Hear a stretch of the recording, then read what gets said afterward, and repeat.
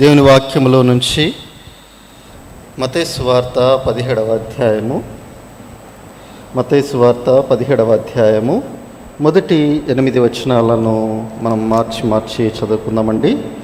మత్తయి సువార్త 17వ అధ్యాయము మొదటి 8 వచనాలను మార్చి చదువుకుందాం.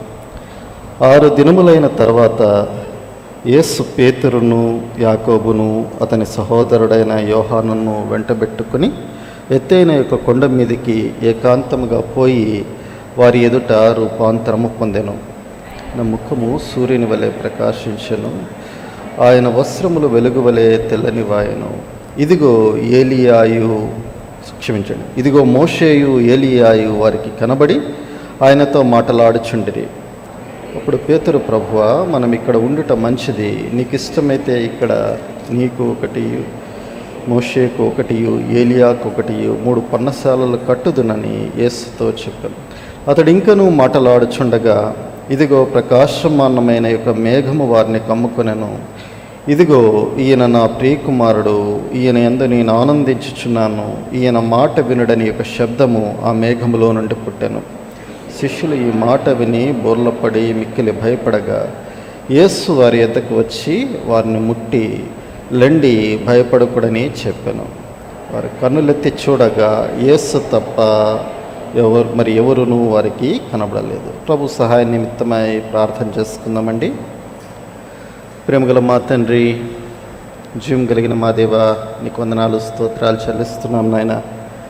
రాత్రికాల సమయంలో నీ కృపా సింహాసనం దగ్గరకు చేరి రావడానికి మీరు మాకు అనుగ్రహిస్తూ వచ్చిన శ్రేష్టమైనటువంటి భాగ్యాన్ని బట్టి వందనాలు చెల్లిస్తున్నాం. ఇంతవరకు మమ్మల్ని ప్రార్థనలో మీరు నడిపించిన విధానం కొరకే నీకు స్తోత్రాలు, వందనాలు చెల్లిస్తున్నాం. ప్రభా, మా తండ్రి, ఒప్పుకోలు ప్రార్థనలు కూడా మీ లేఖనాల ద్వారా మాతో స్పష్టంగా మాట్లాడుతూ మా ప్రార్థనలు నీ పరిశుద్ధ నివాసానికి చేరుకోవాలంటే ఆ జ్ఞాపకార్థ దినమైనటువంటి పస్కా దినము మా జీవితాల్లో ఉండాలని మీరు జ్ఞాపకం చేస్తూ వచ్చారు. దాన్ని మర్చిపోకూడదని జ్ఞాపకం చేశారు. నిజంగా ప్రభా, ఎన్నో పర్యాయాలు మా తండ్రి ఆ దినాన్ని మర్చిపోయినటువంటి వారం. ప్రభా, మా తండ్రి, నీకు దూరంగా నీ మీద తిరుగుబాటు చేసినటువంటి ఇజ్రాయేల్ ప్రజల వలె నేను కూడా అనేక పర్యాయాలు నా స్వంత ఆలోచనకు, నా స్వంత మార్గానికి, లోకపు ప్రవర్తనకు మా తండ్రి నేను వెళ్ళిపోయినటువంటి వాడను. ప్రభా, దయతో నన్ను క్షమించుము తండ్రి. నా యొక్క జీవితంలో నేను ఎంచుకున్నదగిన దానికంటే అధికంగా ఎంచుకొని అనేక పర్యాయాలు ప్రభా నీక ఘనమైన నామానికి అపకీర్తిని తీసుకుని వచ్చినటువంటి వాడిని కూడా ఒప్పుకుంటున్నాను. అనేక పర్యాయాలు నా యొక్క అహంకారము, మా తండ్రి, నా అహంభావము, మా తండ్రి, నా యొక్క అతిశయం కలిగినటువంటి మనస్సు చేత ప్రభా నీకు దూరస్తున్నయ్యా అని ఒప్పుకుంటున్నాను. ఈ విషయాలన్నీ కూడా ప్రభా నీ వద్దకు వచ్చి నీ యొక్క వాక్యపు వెలుగులో నీ ఎదుట ఒప్పుకుంటూ ఉంటుండగా నన్ను సరిచేయము, నన్ను క్షమించము, కడగము, పవిత్రపరచము. మా తండ్రి, వారు కృంగిన మనసుతో వచ్చినప్పుడు వారిని అంగీకరించారు. ప్రభా, ఇలాగూ రాత్రికాల సమయంలో నీ వద్దకు చేరి వస్తుంటుండగా తండ్రి నన్ను కూడా అంగీకరించినారని నమ్మి స్తుతిస్తున్నాను. నా పాపములు, నా దోషములు ప్రభా సమస్తమును కూడా నీ రక్తం చేత కడిగినందుకే నీకు స్తోత్రాలు చెల్లిస్తుంది. మరో పర్యాయము ఈ సమయంలో నీ వాక్యం చెంతకు మేము చేరి వస్తుంటుండగా, వాక్యమై ఉన్న దేవా, మీరే మాతో మాట్లాడండి, మీరే మమ్మల్ని బలపరచండి, ఉజ్జీవపరచండి. నిద్రమత్తు లేనటువంటి ఆత్మను మాకు అనుగ్రహిస్తారండి. రాత్రంతా కూడా మెళకువ కలిగిన వారమై, ప్రార్థన ఆత్మతో నింపబడిన వారమై నీ సన్నిధానంలో మేము కనిపెట్టడానికి, వేచి ఉండడానికి మాకు నేర్పింపచేయండి. మీరే కృప చూపించండి. నిష్ప్రయోజకమైన దాసుడిగా నీ ప్రజల ముందు నిలబడుతూ ఉంటుండగా కృప కలిగిన దేవా, నీ దైవిక ఉచ్చారణను నాకు ప్రసాదించండి. మీ యొక్క దయను, కనికరాన్ని మెండుగా కోరుకుంటూ ఈ సమయాన్ని మాకు ఆశీర్వాదకరంగా చేయమని కోరుకుంటూ యేసు ప్రభుల వారి శ్రేష్టమైన నామమున స్తుతించి ప్రార్థించి వేడుకుంటున్నాం మా తండ్రి, ఆమేన్. మనం చదువుకున్న ఈ భాగము చాలా పరిచయమైనటువంటి భాగమే. అనేక పర్యాయాలు ఈ వాక్యంలో నుంచి మనం అనేక హెచ్చరికలు పొంది ప్రార్థించినటువంటి వారంగా ఉంటూ ఉంటాం. అయినా కానీ ఈ రాత్రి మన గమనానికి దేవుడి వాక్య భాగాన్ని తీసుకుని వస్తూ ఉన్నారు. 17వ అధ్యాయం 1వ వచనానికి వచ్చినప్పుడు, 6 దినములైన తర్వాత యేసు పేతురును, యాకోబును, అతని సహోదరుడైన యోహానును వెంటబెట్టుకొని ఎత్తైన యొక్క కొండ మీదకు ఏకాంతముగా పోయి వారి ఎదుట రూపాంతరము. ఈ మాట మనకు ఏం జ్ఞాపకం చేస్తూ ఉందంటే, యేసు ప్రభువారు జీవించినటువంటి ఆ దినాలలో ఆయన తరచుగా ప్రార్థన చేయడానికి ఆయన కొండకు వెళుతూ ఉండేవారు. చాలా సందర్భాలు ఉన్నాయి. ఆయా సందర్భాలలో ఆయన కొండకు వెళ్ళి ప్రార్థన చేస్తున్నట్లుగా మనం గమనిస్తాం. యోహాను సువార్తలో చూస్తే ఆయన ఒలీవ కొండకు వెళ్ళి రాత్రంతా ప్రార్థనలు గడిపినట్లుగా కనపడతా ఉంటుంది. ఇలాగూ పలు పర్యాయాలు ఆయన మరి ఆ యొక్క జన సమూహాన్ని నుంచి తాను వేరుపరుచుకున్నప్పుడల్లా కూడా ఆయన ప్రార్థన చేయడానికి వెళ్ళినటువంటి ప్రాంతాన్ని దేనిగా ఎంచుకుంటూ వచ్చారంటే, ఒక కొండ ప్రదేశాన్ని ఆయన ఎంచుకుంటూ వచ్చారు. ఇది మనకు ఒక పాఠం నేర్పిస్తూ ఉంది. ఎందుకు కొండ ప్రదేశానికి వెళ్ళారు, అందులోనూ ఎత్తైన కొండ మీదకి వెళ్ళారు అని రాయబడతా ఉంది. ఈ ఎత్తైన కొండ ఏంటి అని కనుక మనం ఆలోచన చేస్తే, ఆ ముందున్నటువంటి భాగాన్ని మనం చూసుకుంటే, మరి 16వ అధ్యాయము 13వ వచనములో యేసు ఫిలిప్పుదైన కైసరయ ప్రాంతమునకు వచ్చానని. ఎక్కడికి ఉన్నారంటే యేసు ప్రభువారు ఆ ఫిలిప్పు కైసరయ ప్రాంతంలో ఉంటూ వచ్చారు. ఆ ప్రాంతాల్లో ఉన్నటువంటి కొండలు మరి మనం గమనించి చూస్తే, ఉన్న యెరూషలేము చుట్టూ చాలా కొండలు ఉంటాయి. ఆ కొండల్లో ఎత్తైనటువంటి కొండ ఏంటి అంటే హెర్మోను కొండ. ఏం కొండ? హెర్మోను కొండ. ఆ హెర్మోను కొండ ఎంత ఎత్తులో ఉంటుంది అంటే సుమారుగా మరి 2900 చిల్లర పైచిలుకు మరి అడుగుల ఎత్తులో ఉంటుంది. అంటే సుమారుగా ఒక 3 కిలోమీటర్లు ఎత్తేసుకోవచ్చు. అంత ఎత్తుకి యేసు ప్రభువారు పైకి వెళ్ళి ఆయన ప్రార్థన చేసేటటువంటి వాడు. ఎందుకు అంత దూరం వెళ్ళారు, ఎందుకు అని మనం జ్ఞాపకం చేసుకుంటే, ఇదే పేతురు ఒకసారి ఒక మాట చెప్తూ ఉన్నాడు. ఏం మాట చెప్పాడంటే, పేతురు తాను రక్షణ తాను యేసు ప్రభువారు చనిపోయిన తర్వాత తాను పరిచర్యలో ఉంటూ ఆయన మరి ఒక పత్రిక రాస్తూ వచ్చారు. ఆ పత్రిక రాస్తున్నప్పుడు ఆయన ఏమని చెప్పారంటే ఒక మాట చెప్పారు. చూడండి, 2వ పేతురు రాసిన పత్రిక 1వ అధ్యాయము 2వ పేతురు రాసిన పత్రిక 1వ అధ్యాయము 18వ వచనం. అందరం కూడా కలిసి చదువుదాం. 2వ పేతురు రాసిన పత్రిక 1వ అధ్యాయము 18వ వచనం. మేము ఆ పరిశుద్ధ పర్వతము మీద ఆయనతో కూడా ఉండిన వారమై ఆ శబ్దము ఆకాశం నుండి రాగా వింటిమి. ఇక్కడ చూసినప్పుడు ఒక చిన్న ఫ్రేజ్ ఏంటంటే, ఆ మాట ఏంటి అంటే, మేము ఆ పరిశుద్ధ పర్వతము మీద. ఎక్కడున్నారంటండి? పరిశుద్ధ పర్వతం మీద. అంటే అర్థం ఏంటంటే, ఎత్తైన కొండ. ఆ యొక్క అనుభవం ఏంటి అంటే, అది పరిశుద్ధతను జ్ఞాపకం చేస్తూ ఉంది. అంటే అది లోకము నుంచి ప్రత్యేకించుకొనుట అనేటటువంటి అంశాన్ని జ్ఞాపకం చేస్తుంది. హెర్మోను అంటే అర్థం కూడా ఏంటంటే పరిశుద్ధత అని అర్థం. కనుక ఒక వ్యక్తి ప్రార్థన చేయడానికి వస్తున్నప్పుడు అతను ఎలాంటి వాడిగా ఉండాలి అంటే పరిశుద్ధత కలిగినటువంటి వాడిగా ఉండాలి. దేవుని చేత మన ప్రార్థనలు అంగీకరింపబడాలి అంటే, మన యొక్క ప్రార్థనలు దేవుడు స్వీకరించాలి అంటే, ఆయన పరిశుద్ధ స్థలానికి అవి చేరుకోవాలి అంటే, ఇందాక కూడా మొదటి వర్తమానంలో మరి అన్న చెప్పినటువంటి మాట, ఆ యొక్క మొదటి దినవృత్తాంతాల 30వ అధ్యాయం ఆఖరి వచనంలో పరిశుద్ధ స్థలానికి ఏమైనాయి అంటే ఆ ప్రార్థనలు చేరుకున్నాయి. అంటే నీవెప్పుడైతే నీ జీవితంలో పరిశుద్ధతను కలిగి ఉంటావో అప్పుడు ఏమవుతాయంటే మన ప్రార్థనలు కూడా ఆ పరిశుద్ధత దేవుని వద్దకు చేరేవిగా ఉంటాయి. కనుక అందుకనే మనం ప్రార్థనకు వచ్చేటప్పుడల్లా కూడా మనం ఏం చేస్తూ ఉన్నామంటే ఒప్పుకోలు ప్రార్థన. ఎందుకు ఒప్పుకోలు?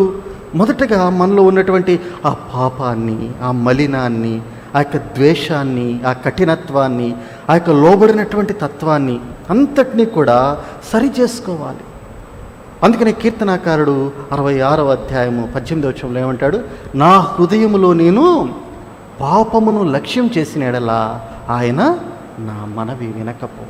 కనుక మనం ఏం చేయాలంటే ఆ పాపాన్ని తొలగించుకున్నప్పుడే, ఆ పాపాన్ని మన నుంచి తొలగించుకున్నప్పుడే దేవుడు ఏం చేస్తాడంటే మన ప్రార్థన ఆలకించేవాడు. కనుక ఈ కొండకు ఒక పేరు పెట్టుకుంటే ఆ పేరు ఏమని చెప్పుకోవచ్చు అంటే, అక్కడ పేతురు చెప్పినట్లుగా అది పరిశుద్ధమైనటువంటి కొండ. అంటే ఆ కొండ ఏ అనుభవాన్ని జ్ఞాపకం చేస్తుందంటే మన పరిశుద్ధతను జ్ఞాపకం చేస్తూ ఉంది. కీర్తనాకారుడు ఒక సందర్భంలో అంటాడు, 61వ కీర్తన చూడండి, 61వ కీర్తన 2వ వచనం చదవండి ఎవరైనా. 61వ కీర్తన 2వ వచనం. నా ప్రాణము తల్లడిల్లగా భూదిగంతముల నుండి నీకు మొరపెట్టుచున్నాను, నేను ఎక్కలేనంత ఎత్తైన కొండపైకి. ఏంటంట ఆ కొండ ఎలా ఉందంటే ఎక్కలేనంత ఎత్తైన కొండ. కానీ ఆ కొండను మరి మనం చేరుకోవాలి. ఆ కొండను చేరుకోవడానికి అక్కడ ఎవరున్నారంటే పేతురు, యాకోబు, యోహానులతో పాటు యేసు ప్రభువారు కూడా ఉన్నారు. కనుక భయం లేదు. అంటే నీవు నేను కూడా ఏ అంతస్తుకైతే దేవుడు చేరాలని కోరుకుంటున్నాడో ఆ అంతస్తుకు తీసుకుని వెళ్ళడానికి, ఆ ఎత్తుకు తీసుకుని వెళ్ళడానికి ఆయన ఎలా ఉన్నారంటే నీతో కూడా నడిచి వచ్చేటటువంటి వాడిగా ఉంటా ఉన్నారు.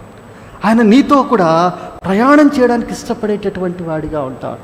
ఆ పరిశుద్ధుడైనటువంటి దేవుడు, ఆ పవిత్రుడైనటువంటి దేవుడు ఆయన నిన్ను నన్ను కూడా నీతిమంతులనుగా చేసి ఆయన మనల్ని పరిశుద్ధపరిచి ఆయన ఏం చేస్తున్నాడంటే తన పరిశుద్ధతకు సమానమైనటువంటి పరిశుద్ధతకు నిన్ను నన్ను కూడా తీసుకుని వెళ్ళడానికి ఆయన ఇష్టపడేటటువంటి వాడిగా ఉంది. కనుక ఆ భక్తుడైతే అంటా ఉన్నాడు, ఏమంటున్నా అంటే ప్రభా నేను ఆ పరిశుద్ధత అనేటటువంటి కొండను ఎక్కలేను, ఆ పరిశుద్ధత ఆ స్థాయికి నేను చేరుకోలేను అంటే ప్రభువారు ఇప్పుడు ఏమంటున్నారంటే నా కుమారుడా నేను నీతో కూడా ఉన్నాను, నేను నిన్ను పరిశుద్ధపరుస్తూ ఉన్నాను, నేను నీతో కూడా నడుస్తూ ఉన్నాను. కనుక నిన్నేం చేస్తానంటే నిన్ను పరిశుద్ధత అనుభవంలోనికి నేను నడిపించేటటువంటి వాడనని ఒక భరోసా ఎవరిస్తున్నారంటే మన ప్రియ ప్రభు ఇచ్చేటటువంటి వాడిగా ఉంటా ఉన్నాడు. కీర్తనకారుడు అంటాడు ఇంకో మాట, 24వ కీర్తనలో అనుకుంటాను ఒక మాట చూడండి, ఆ మాట కూడా చదువుకుని మన భాగానికి వచ్చేద్దాం. కీర్తనకారుడు 24వ కీర్తన 3-4 వచనాలు. కీర్తన 24:3-4. యెహోవా పర్వతమునకు ఎక్కదగిన వాడెవడు, ఆయన పరిశుద్ధ స్థలములో నిలవదగిన వాడెవడు, వ్యర్థమైన దాని యందు మనస్సు పెట్టకయు కపటముగా ప్రమాణము చేయకయు నిర్దోషమైన చేతులను శుద్ధమైన హృదయమును కలిగి ఉండు వాడే. ఇక్కడ చెప్తా ఉన్నాడు ఆ పరిశుద్ధ పర్వతంలో ఆ పరిశుద్ధ స్థలానికి చేరుకునదగినటువంటి వాడు ఎవడు అంటే వ్యర్థమైన దాని యందు మనస్సు పెట్టక. దేని యందు మనసు పెట్టకూడదు? వ్యర్థమైన వాటి మీద మన మనస్సు ఎప్పుడైతే పోతా ఉందో మనం ఆ అంతస్తును చేరలేం. కనుక మన మనస్సు దేని మీదకి రావాలంటే ఎల్లప్పుడూ కూడా యేసు వైపు చూడాలి, యేసు మీద మన మనస్సును పెట్టుకోవాలి. తర్వాత అక్కడ అంటున్నాడు కపటముగా ప్రమాణము చేయకయు నిర్దోషమైన చేతులను శుద్ధమైనటువంటి హృదయాన్ని కలిగి ఉన్నటువంటి వారు. కనుక ఈ యొక్క అనుభవము మనకు జ్ఞాపకం చేయబడతా ఉంది. కనుక మత్తయి సువార్త 17వ అధ్యాయము 1వ వచనము ఈ యొక్క కొండ ఏంటి అంటే పరిశుద్ధతను జ్ఞాపకం చేస్తూ ఉంది. ప్రభు అంటున్నాడు నేను పరిశుద్ధుడను కనుక మీరును పరిశుద్ధులై ఉండు. కనుక మనము ఎలాంటి భావనతో మనం ప్రార్థనలో కూర్చోవాలంటే పరిశుద్ధతను కలిగిన వారంగా. ఒకవేళ నాలో నీలో ఒకవేళ పరిశుద్ధత లేదు అనిపిస్తే వెంటనే ప్రభువారి యొక్క రక్తము మనకు అందుబాటులో ఉంటా ఉంది. అదే మనము మొదటి వర్తమానాలు వింటూ వచ్చాం. కనుక ఆ యొక్క రక్తధారుల చేత మనం కడుక్కున్న వారమై మనల్ని మనం శుద్ధిపరుచుకున్న వారమై మనలో ఉన్నటువంటి ఆ మాలిన్యాన్ని అంతటినీ కూడా తొలగించుకున్న వారమై మనం ఏం చేయాలంటే యేసు ప్రభువారితో కూడా కలిసి ఆ కొండను ఎక్కవలసినటువంటి వారంగా ఉంటాం. కనుక అది ఈ యొక్క మాట పరిశుద్ధతను జ్ఞాపకం చేస్తుంది. ఎత్తైన కొండ ఏం జ్ఞాపకం చేస్తుందంటే పరిశుద్ధతను జ్ఞాపకం చేస్తుంది. రెండవదిగా చూసినప్పుడు ఈ యొక్క కొండ ఏమి జ్ఞాపకం చేస్తూ ఉంది అంటే రండి చదువుదాం మరలా. మత్తయి సువార్త 17వ అధ్యాయము 1వ వచనము. 6 దినములైన తరువాత యేసు పేతురును, యాకోబును, అతని సహోదరుడైన యోహానును వెంటబెట్టుకొని ఎత్తైన యొక్క కొండ మీదకి పోయి వారి ఎదుట రూపాంతరము పొందారు. కనుక రెండవ అనుభవం ఏంటి అంటే, యేసు ప్రభువారికి అనేక మంది శిష్యులు ఉన్నారు. వారిలో తాను ప్రత్యేకంగా ఏర్పరచుకున్న 12 మంది శిష్యులు ఉన్నారు. ఆ 12 మంది శిష్యుల్లోంచి కూడా యేసు ప్రభువారు ఏం చేస్తున్నారంటే ముగ్గురిని ప్రత్యేకపరుస్తూ ఉన్నాడు. చూడండి, గమనించండి. ఆ ముగ్గురు కూడా ఆయనతో ఎల్లప్పుడూ కూడా ప్రాముఖ్యమైనటువంటి శిష్యులే.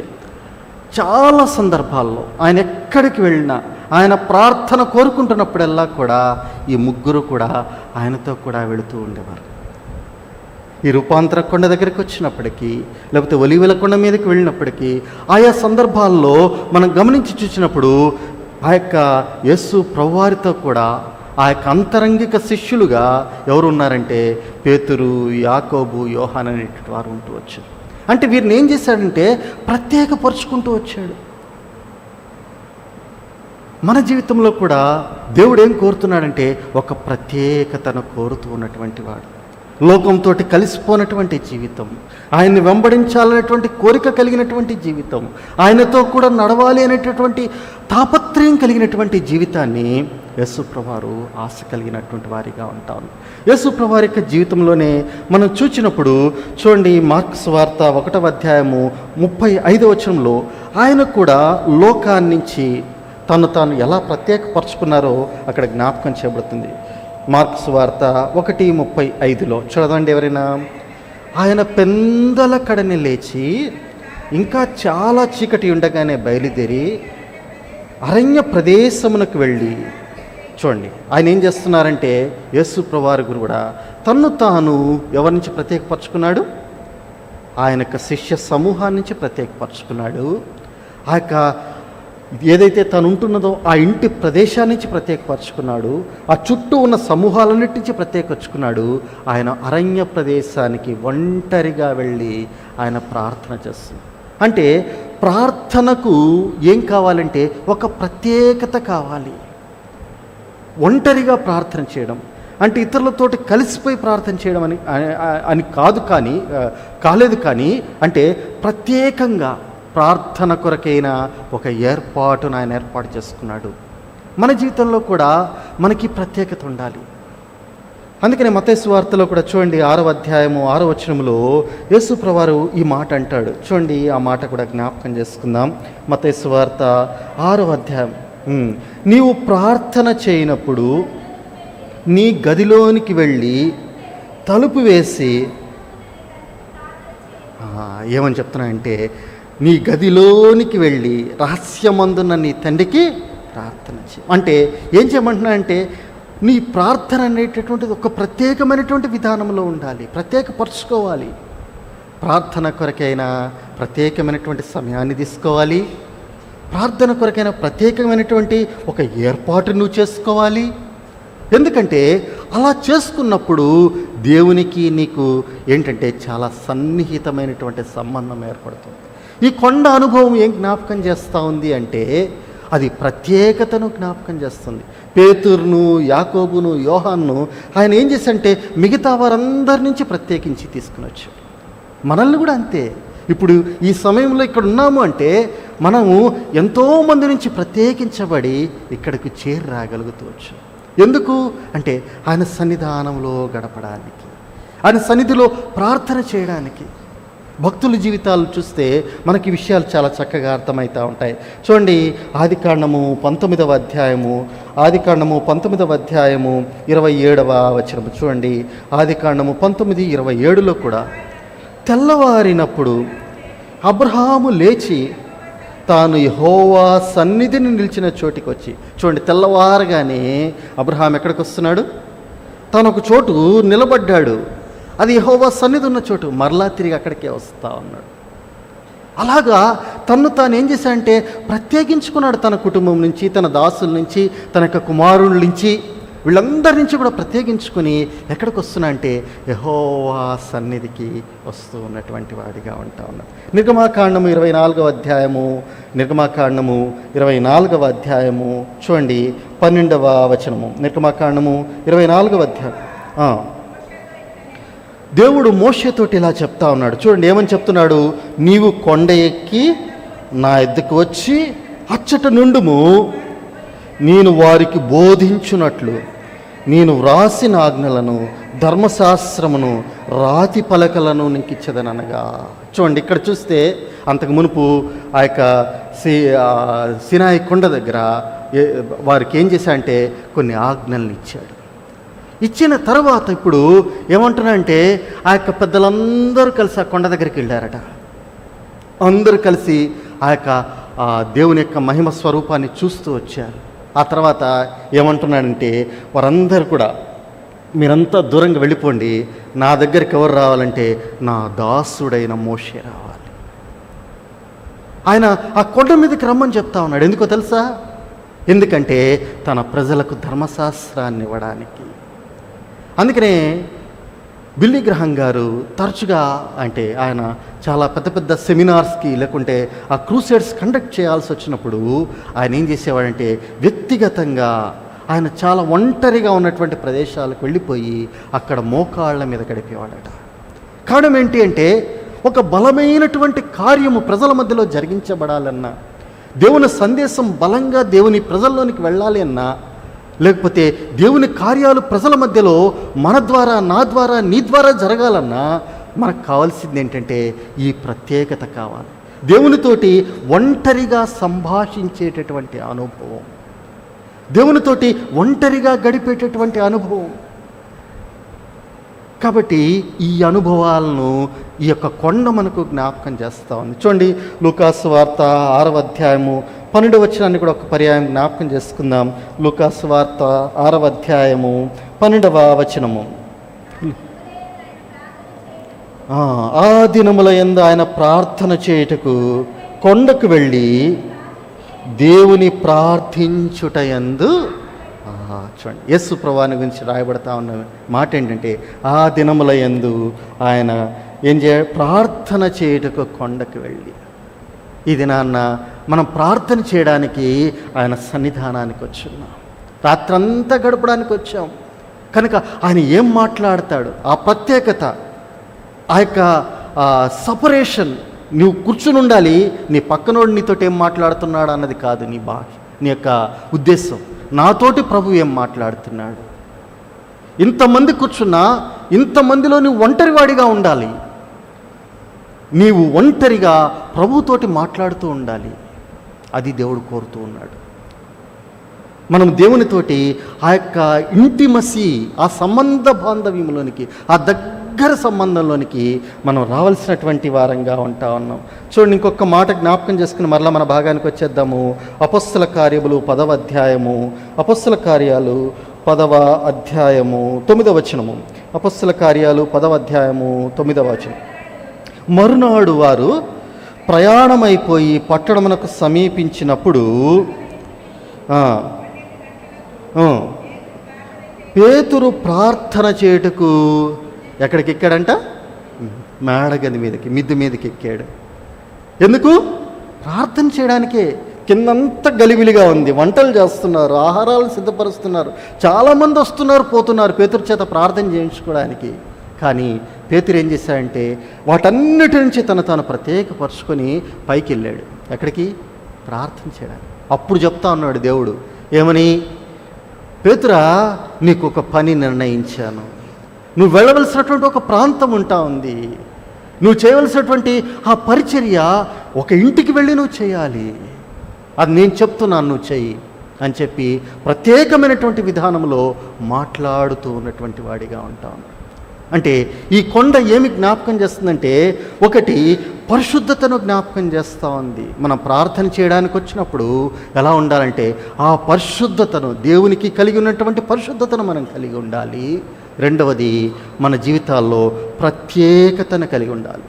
ఏంటంటే నేను ప్రభువుతో మాట్లాడాలి, ప్రభువు నాతో మాట్లాడాలి. లోకము, నీ చుట్టుపక్కల ఉన్నటువంటి పరిస్థితులు ఏవి కూడా నిన్ను ఆటంకపరచకూడదు.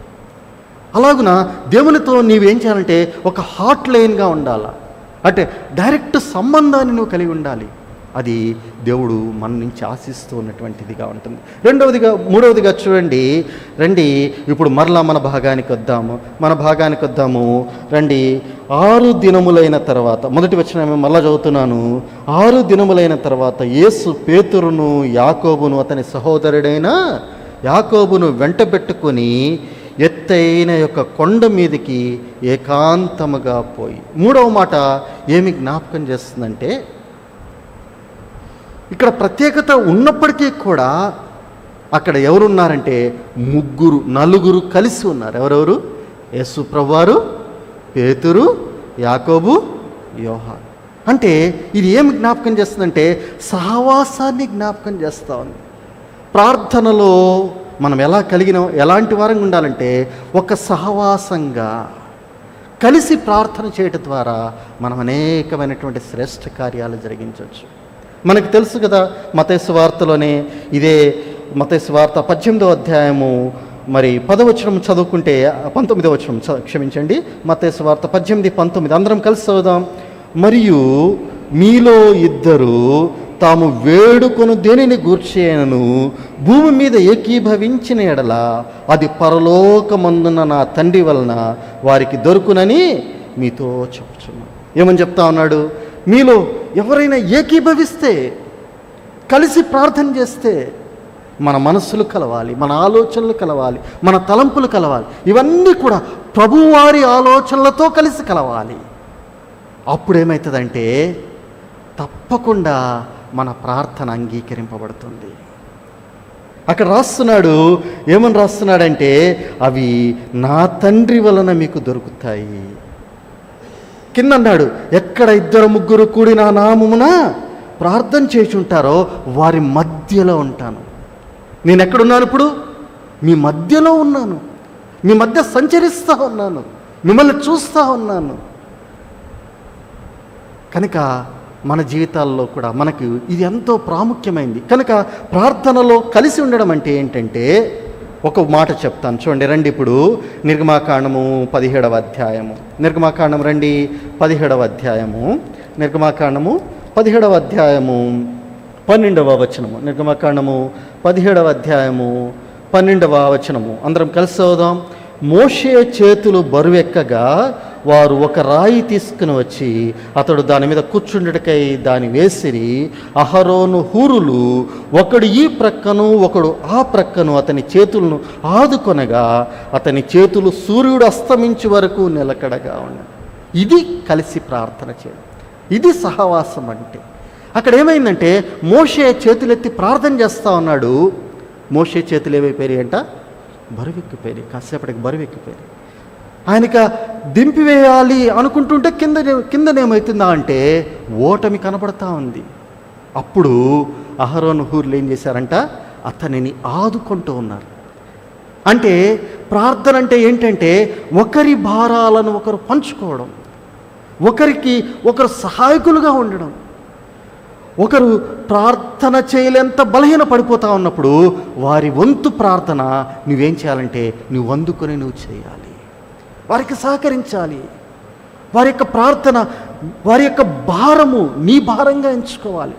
అందుకే గలతీయులకు రాసినటువంటి పత్రికలో 6వ అధ్యాయము మొదటి 2 వచనాల్లో మీరు ఒకరి భారములను ఒకరు భరించుచు క్రీస్తు నియమాన్ని ఏం చేయాలంట? సంపూర్ణం చేయాలి.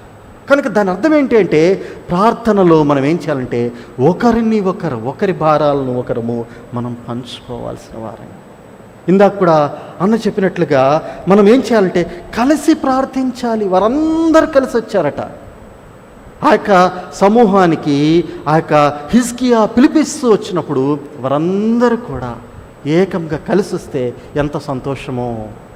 చూడండి, అపోస్తల కార్యాలు 1వ అధ్యాయము 14వ వచనము. అపోస్తల కార్యాలు 1వ అధ్యాయము 14వ వచనము చదువుకుందాం అందరము. వీరందరూ వీరితో కూడా కొందరు స్త్రీలను యేసు తల్లి అయిన మరియయు ఆయన సహోదరులను ఏక మనస్సుతో ఎడతెగక ప్రార్థన చేసిరి. అలానే 4వ అధ్యాయము 32వ వచనము, 4వ అధ్యాయము 32వ వచనము. విశ్వసించిన వారందరూ ఏక హృదయమును ఏకాత్మయు గలవారే అండి. వారికి ఎలా ఉందంట? ఒక్కటే మనస్సు, ఒక్కటే ఆత్మ. వారు ప్రార్థన చేస్తూ ఉన్నారు. దేని కొరకు ప్రార్థన చేస్తూ ఉన్నారంటే, ప్రభా ఈ కార్యము, ఈ ప్రత్యేకంగా ఈ కార్యాన్ని మా మధ్యలో జరిగించవా. మొట్టమొదట అపొస్తల కార్యాలు 1:14 చూసినప్పుడు వాళ్ళు పరిశుద్ధాత్మ దిగి రావాలని వారు అక్కడ కూడి ప్రార్థన చేశారు. దాన్ని దిగ్విజయంగా వారు పొందుకుంటూ వచ్చారు. ఆ తర్వాత చూస్తే సువార్త ప్రకటిస్తూ ఉంటే వారికి ఆటంకాలు వస్తూ ఉన్నాయి. ఆటంకాలు వస్తున్నప్పుడు వారు మరలా ప్రార్థన చేస్తూ ఉన్నారు. ఏక మనసుతో ప్రార్థన చేసినప్పుడు వారి ఆటంకాలన్నీ కూడా సమసిపోతూ వచ్చాయి. కనుక ప్రార్థన యొక్క శక్తి అది. అదే అపొస్తల కార్యాలు 12వ అధ్యాయంలో కూడా మనము గమనించవచ్చు. చూడండి, రండి 5వ వచనం చదువుకుందాం. అపొస్తల కార్యాలు 12:5. పేతురు చెరసాలలో ఉంచబడెను, సంఘమైతే అతని కొరకు అత్యాసక్తితో దేవునికి ప్రార్థన చేయుచుండెను. సంఘం ఏం చేసిందంట? అత్యాసక్తితో అందరూ కలిసి ఒక్కటే మాటగా, వారి పలుకు ఒకటే అయింది, వారి మాట ఒకటే అయింది. వారు ప్రార్థన చేస్తూ ఉంటే ఆ యొక్క చెరసాలలోనికి దేవుని దూత దిగి వెళ్ళిపోయాడు. అక్కడ 4 చతుష్టయముల మధ్య పడుకొని ఉన్నాడు పేతురు.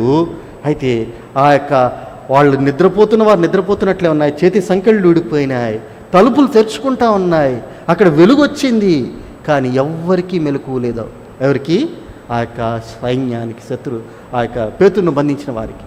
దేవుడు చక్కగా పేతురును విడిపించాడు. కారణం ఏంటి అంటే, వారు ఎవరి మీద ఆధారపడలా, మనిషి మీద ఆధారపడలా, ఒక రాజకీయ నాయకుడి మీద ఆధారపడలా, ఒక శక్తి మీద ఆధారపడలేదు. కానీ వారు ఎవరి మీద ఆధారపడ్డారంటే ప్రభువు మీదనే ఆధారపడ్డారు. అంటే ఈ యొక్క కొండ ఎక్కి ప్రార్థించేటటువంటి అనుభవం మనకి ఏం జ్ఞాపకం చేస్తూ ఉందంటే, మీరు ఐక్యంగా ఉండి ప్రార్థన చేస్తే నేను మీ ప్రార్థన సఫలం చేస్తాను, మీ ప్రార్థన నేను అంగీకరిస్తాను అని చెప్పి దేవుడు చెప్తున్నాడు. కనుక మనము మత్తయి సువార్త 17వ అధ్యాయం 1వ వచనాన్ని ఆధారం చేసుకున్నప్పుడు ప్రార్థన ఆ యొక్క కొండ పరిశుద్ధతను జ్ఞాపకం చేస్తూ ఉంది. ఆ ఎత్తైన కొండ పరిశుద్ధత కలిగి మీరు ప్రార్థన చేయాలని జ్ఞాపకం చేస్తుంది. రెండవదిగా అది ఏమి జ్ఞాపకం చేస్తుందంటే, మీరు ప్రత్యేకింపబడిన వారే ప్రార్థన చేయాలని జ్ఞాపకం చేస్తుంది. మూడవదిగా అది ఏం జ్ఞాపకం చేస్తుందంటే, మీరు సహవాసం కలిగి, ఏక మనస్సు కలిగి, ఏకాత్మ కలిగిన వారిగా మీరు ప్రార్థన చేయాలని జ్ఞాపకం చేస్తుంది. చూడండి, ఇక్కడ వీళ్ళు ప్రార్థన చేస్తూ ఉంటే ఏం జరిగింది అంటే, 2వ వచనం చదువుతున్నాను. ఆయన ముఖము ఎలా ఉందంట? సూర్యుని వలె ప్రకాశించి. ఎప్పుడైతే ఈ 3 అనుభవాలు ఉంటా ఉన్నాయో, వారిలో ప్రత్యేకత అనుభవం వచ్చింది, పరిశుద్ధత అనుభవం వచ్చింది, వారు కలిసి ప్రార్థించేటటువంటి అనుభవం వచ్చింది. ఇప్పుడు ఎలా ఉంది అంటే, ఆ యేసు ప్రభువు వారి యొక్క ముఖం ఎలా ఉందంట? సూర్యకాంతిలాగా కనబడతా ఉంటా ఉంది. మనము ఇది జ్ఞాపకం చేసుకున్నప్పుడు ఒక చిన్న మాట జ్ఞాపకం చేసుకోవాలి.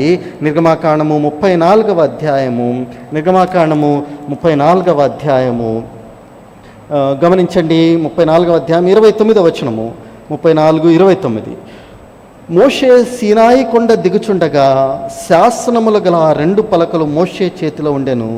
అతడు ఆ కొండ దిగుచుండగా ఆయన అతనితో మాట్లాడుచున్నప్పుడు తన ముఖ చర్మము ప్రకాశించిన సంగతి మోషేకు తెలిసి ఉండలేదు. యేసు ప్రభువారికే కాదు, ఇక్కడ ఎవరు కనపడతా ఉన్నారు? మోషే కనపడుతున్నాడు. దేవుడి సన్నిధానంలో ఆ కొండ మీద నుంచి దిగి వస్తూ ఉన్నప్పుడు అతనికి ఎలా ఉందంటే, ముఖ చర్మము ప్రకాశించింది. అంటే ఇది ఏమి జ్ఞాపకం చేస్తుందంటే, నా యొక్క జీవితంలో ఆయన ఏం చేస్తాడంటే ఒక రెవల్యూషన్ ఇస్తాడు, ఆయన ఒక ప్రత్యక్షతనిస్తాడు. మోషేకు ఒక ప్రత్యక్షత చేసింది. కారణం ఏంటి అంటే, ఆయన ప్రార్థనలో అక్కడ గడుపుతూ వచ్చాడు.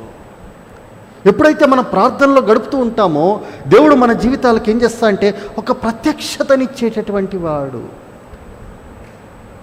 కీర్తనల గ్రంథము 34వ అధ్యాయము చూడండి 5వ వచనము. కీర్తనల గ్రంథము 34వ అధ్యాయము 5వ వచనము చదువుకుందాం అందరము.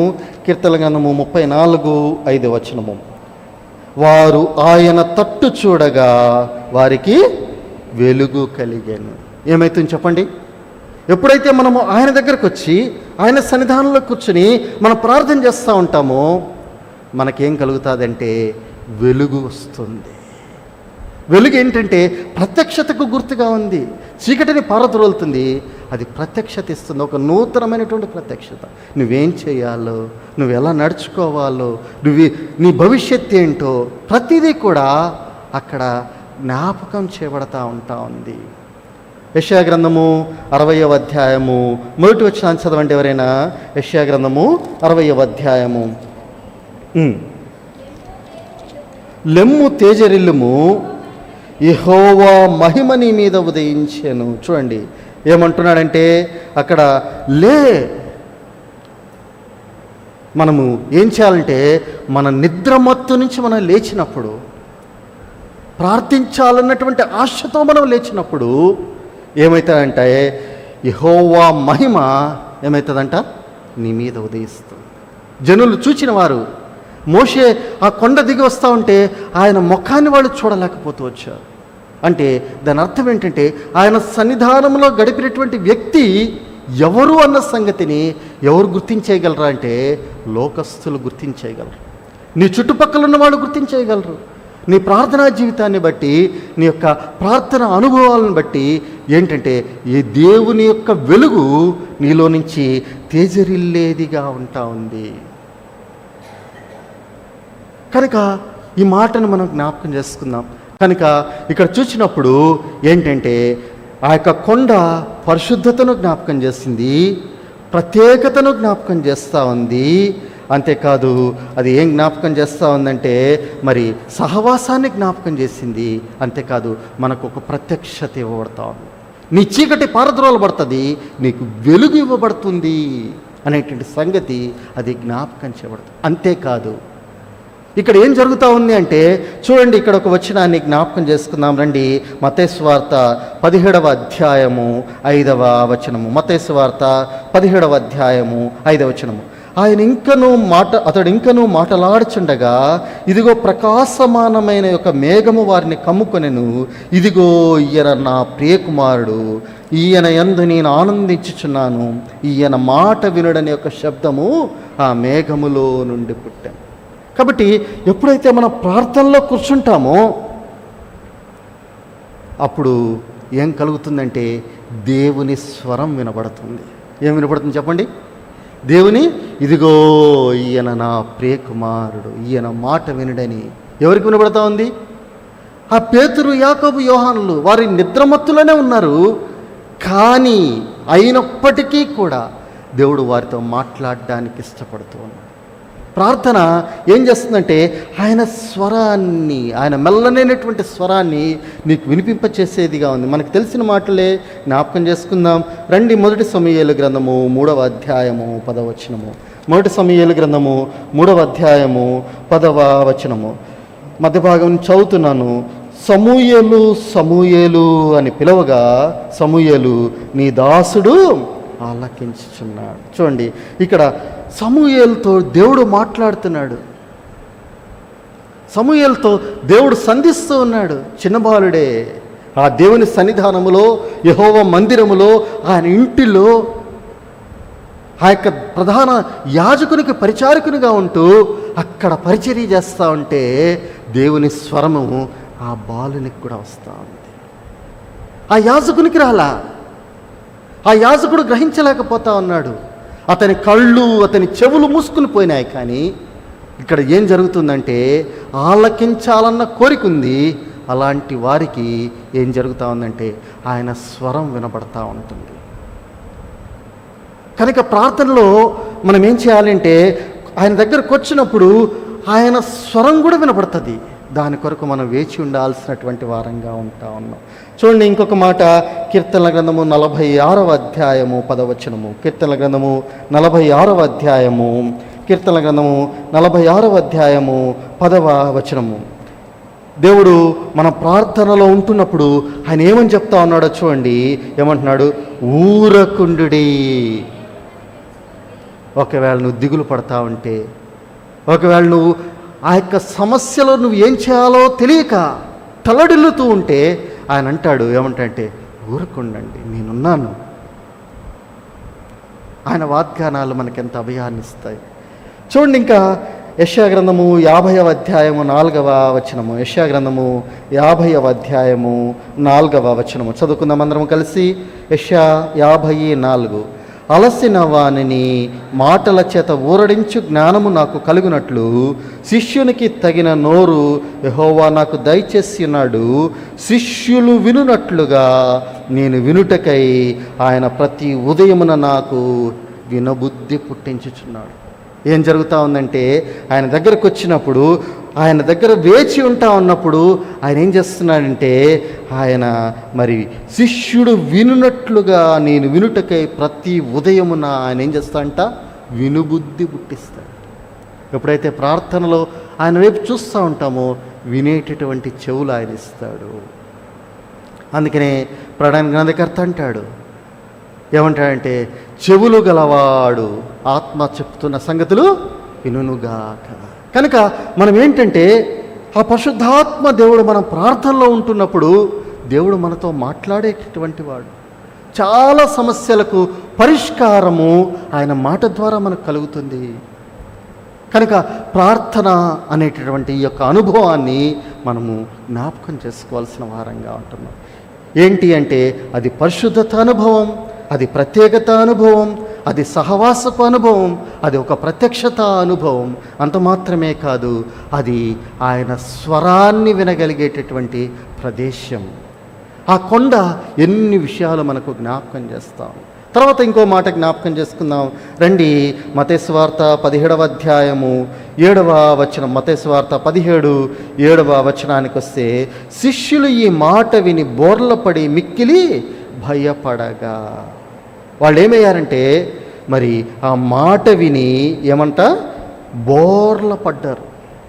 అంటే అది ఇంకొక కోణంలో మనం ఆలోచించినప్పుడు అది ఏం జ్ఞాపకం చేస్తుందంటే, ఈ యొక్క కొండ దీనత్వాన్ని నేర్పిస్తుంది.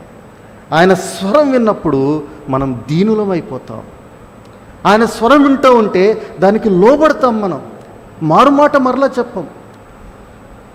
అందుకే యెషయా గ్రంథకర్త ఆయన స్వరాన్ని విన్న తర్వాత ఆయన ఏమంటాడో చూడండి. యెషయా 6వ అధ్యాయంలో ఆ మాట రాయబడి ఉంటుంది కదా, ఒక్క మారి చదువుకుందాం. యెషయా గ్రంథము 6వ అధ్యాయము, యెషయా గ్రంథము 6వ అధ్యాయము 5వ వచనము. నేను అయ్యో అపవిత్రమైన పెదవులు గలవాడను, అపవిత్రమైన పెదవులు గల జనుల మధ్య నివసించిన వాడను, నేను నశించి తిని రాజును సైన్యములకు అధిపతి యెహోవా నేను కనులారా చూచి తిననుకుంటే. ఇక్కడ చూచినప్పుడు ఆ యొక్క యెషయా ఆ యొక్క ఉజ్జియా మృతి నొందిన తర్వాత అప్పుడు చూడగలుగుతున్నాడు దేవుని వైపు, అప్పుడు దేవుని సన్నిధానంలో నిలగలుగుతూ ఉన్నాడు. అప్పటిదాకా ఆ రాజును చూసి అనుకున్నాడు, 50 సంవత్సరాల పైచిలకు ఇంతవరకు ఏ రాజు కూడా వెళ్ళాడు, ఈ రాజు అని చెప్పి మనిషి మీద దృష్టి పెట్టుకున్నాడు. ఇప్పుడు మనిషిని తీసేశాడు దేవుడు. మనిషిని తీసేసిన తర్వాత ఇప్పుడు దృష్టి ఎటు వెళ్ళిందంటే, ఎక్కటెళ్ళింది, దేవుని మీదకి వెళ్ళి. దేవుణ్ణి చూస్తున్నప్పుడు అతనికి ఏమైపోయిందంటే భయం కలిగింది. ఆ కెరూపులు సెరూపులు అక్కడ ఆరాధన చేస్తూ ఉంటే ఆ యొక్క ఆరాధన చూసినప్పుడు ధీరుడైపోయాడు. తన యొక్క స్థితి అంతటిని కూడా ఆయన ఒప్పుకుంటున్నాడు. ఆయన సన్నిధానంలో సాగిలపడతా ఉన్నాడు. కనుక అక్కడ ఏమైతా ఉంది అంటే, ఆయన మరి దేవుని సన్నిధానంలో మరి చచ్చిన వాడి వలె అక్కడ ఎలా ఉన్నాడంటే మరి పడిపోయాడు. అపవిత్రుడను అని ఆయన అంటా ఉన్నాడు. చూడండి, ఇంకొక మాట కూడా దానియేలు గ్రంథంలో ఒక మాట జ్ఞాపకం చేసుకుందాం. 10వ అధ్యాయము, దానియేలు గ్రంథము 10వ అధ్యాయము 9వ వచనము. దానియేలు 10:9. నేను అతని మాటలు వింటిని, ఆ మాటలు విని నేను నేలను సాష్టాంగపడి గాఢ నిద్రపోదు. ఎప్పుడైతే దేవుని మాటలు విన్నాడో అతడు ఏమైపోయాడంటే సాగిల పడిపోతున్నాడు. లూకాసు వార్తలో కూడా మనకు తెలిసిన బాటే చూడండి, 5వ అధ్యాయంలో మరి ఆ యొక్క పేతురు ఏమంటున్నాడో చూద్దాం. లూకాసు వార్త 5వ అధ్యాయము 8వ వచనము. లూకాసు వార్త 5వ అధ్యాయం 8వ వచనం. సీమోను పేతురు అది చూచి యేసు మోకాళ్ళ ఎదుట సాగిలపడి, ప్రభువా నన్ను విడిచి పొమ్ము, నేను పాపాత్ముడు. అంటే ఎప్పుడైతే మనము ఆయన సన్నిధానంలో కూర్చుంటామో అది మనకేం తీసుకుని వస్తుందంటే దీనత్వాన్ని తీసుకుని వస్తుంది. ఇంకా మనం కఠినంగా ఉంటున్నామంటే నువ్వు ఇంకా ప్రార్థనాపరుడు కాలేదేమో. ఇంకా ఇతరులను నిందిస్తున్నాము, వాళ్ళని దూషిస్తున్నాము అంటే దాని అర్థము నువ్వు ఇంకా మంచి ప్రార్థనాపరుడు కాలేదేమో. కనుక ఆ ప్రార్థన ఏం చేస్తుందంటే, ఆయన స్వరం ఏం చేస్తుందంటే నిన్ను ధీరునిగా చేసేస్తుంది. కనుక ఈ కొండ ఏం జ్ఞాపకం చేస్తుందంటే దీనత్వపు అనుభవాన్ని జ్ఞాపకం చేస్తుంది. కనుక ఎన్నెన్నో అనుభవాలు మనం ఇక్కడ మరి చూస్తున్నాం. రండి ఇంకొక అనుభవాన్ని జ్ఞాపకం చేసుకుని మనం ముగించుకుందాం. రండి ఇంకొక మాట చదివేసి నేను ముగించేస్తాను. 8వ వచనము, మత్తయి సువార్త 17వ అధ్యాయము 8వ వచనము. వారు కన్నులెత్తి చూడగా యేసు తప్ప మరి ఎవరునూ వారికి కనబడలేదు. ఈ మాట మన మందిరంలో ఎక్కడుంది? ఎక్కడుంది? మనకి ఫుల్ ఫిట్ మీద అంట. యేసు తప్ప మరి ఎవ్వరునూ వారికి కనబడలేదు. అంటే క్రైస్ట్ సెంటర్డ్ లైఫ్, క్రీస్తును కేంద్రీకృతంగా చేసుకున్నటువంటి జీవితం. కనుక మన జీవితాల్లో కూడా మనది కూడా ఎలా ఉండాలంటే క్రీస్తే కేంద్రీకృతమై ఉండాలి. క్రీస్తు ప్రభువారి వైపే చూస్తూ రావాలి. అక్కడ మోషే కనపడ్డాడు, ఏలియా కనపడ్డాడు, కానీ వాళ్ళెవ్వరు కూడా కనపడలా. ఆ ప్రార్థన ముగించే సమయానికి వారికి ఎవరున్నారంటే యేసు తప్ప మరెవరో తెలియడంలా. ఏ మనిషి కూడా, ఏ శక్తి కూడా దేవుడి కట్టే, యేసు ప్రభువారి కట్టే అధికం కాదు. కనుక మనం ఏం చేయాలంటే మన గురంతా కూడా ఆయన మీదే పెట్టుకోవాలి. అందుకని హెబ్రీ గ్రంథకర్త అంటాడు కదా, ఏమంటాడు? రండి హెబ్రీలకు రాసిన పత్రిక 12వ అధ్యాయము 2వ వచనములో, విశ్వాసమునకు కర్తయు దాన్ని కొనసాగించువాడైన యేసు వైపు చూచుచు. ఏం చేయాలా? ఎవరి వైపు చూడాలా? విశ్వాసానికి కర్త ఆయన వైపే చూడాలా. మన గురి ఆయన మీదనే మన దృష్టి పెట్టుకోవాలి. కొలస్సీలకు రాసిన పత్రిక 3వ అధ్యాయము 1-2 వచనాలు చూడండి. ఎవరైనా కొలస్సీలకు రాసిన పత్రిక 3వ అధ్యాయము 1-2 వచనాలు. మీరు క్రీస్తుతో కూడా లేపబడిన వారైతే పైనున్న వాటిని వెదుకుడి, అక్కడ క్రీస్తు దేవుని కుడి పార్శ్వమున కూర్చున్నాడు. పైనున్న వాటి మీదే కానీ భూ సంబంధమైన వాటి మీద మనస్సు పెట్టుకొనకుడి.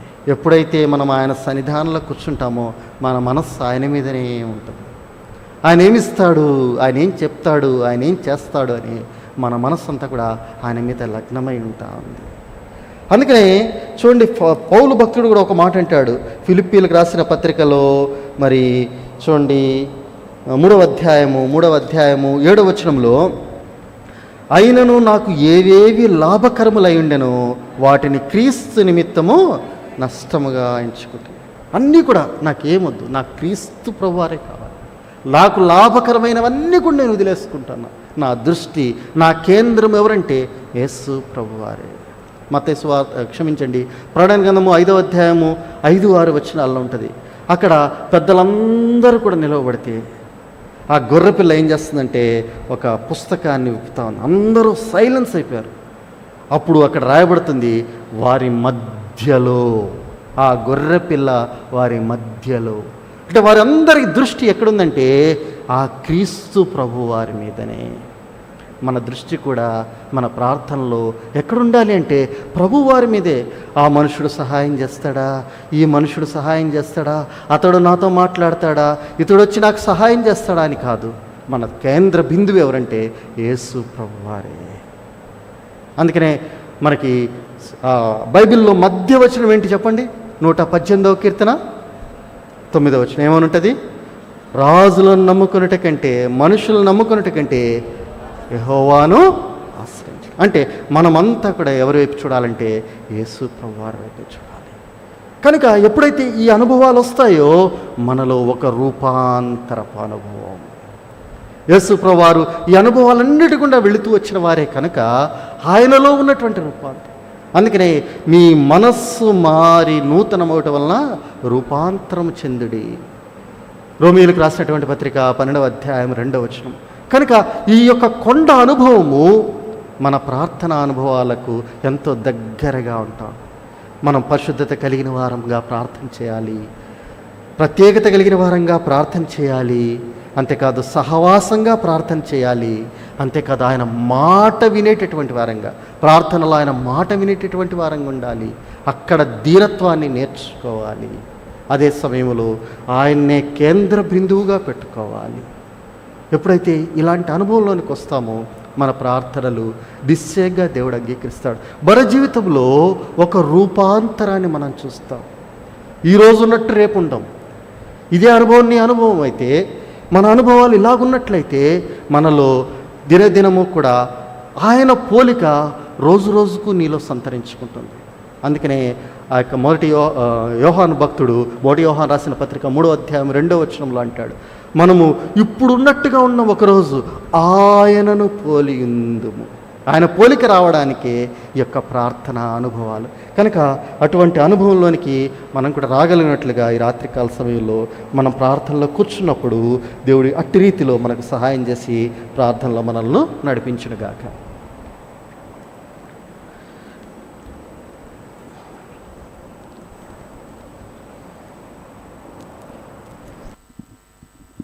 దయచేసి విన్న వాక్యానుసారంగాను దేవుడు మీ హృదయాలంచిన భారాన్ని బట్టి కూడా దయచేసి ప్రార్థించండి.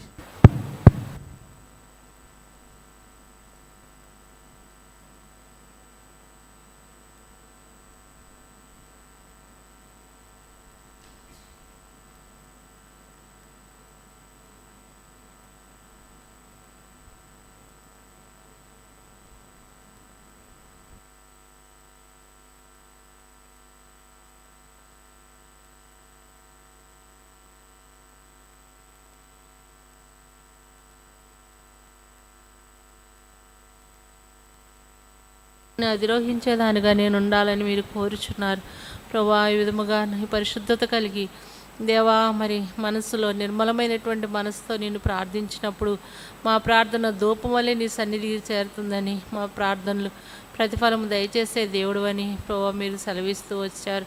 అయ్యా, మీకు వందనాలు చెల్లిస్తూ ఉన్నాను తండ్రి. కడవరి కాలంలో ప్రార్థనా జీవితం నాకు ఎంతో అవసరమైనది ప్రభువా.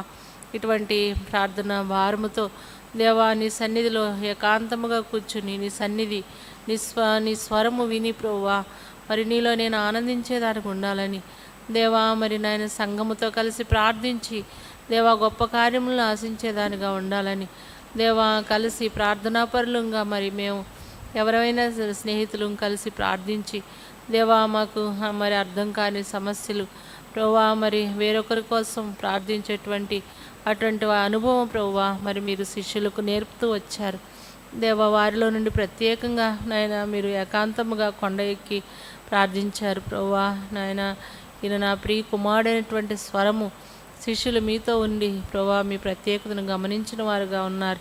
దయగలిగిన తండ్రి దేవా, ఎన్నో మర్మమైన సంగతులను ప్రభువా మరి మోషే కూడా నీ కొండ మీద ప్రభువా నీతో గడిపినప్పుడు ఆయన ముఖ ప్రకాశము ఎంతో ప్రకాశిస్తూ వచ్చింది దేవా. ఆ విధముగా నైనా మీరు గొప్ప దేవుడు, నువ్వు మాట్లాడే దేవుడు తండ్రి దేవా. నీ మాటలు నన్ను బ్రతికించేవిగా ఆదరించేవిగా ఉన్నాయి.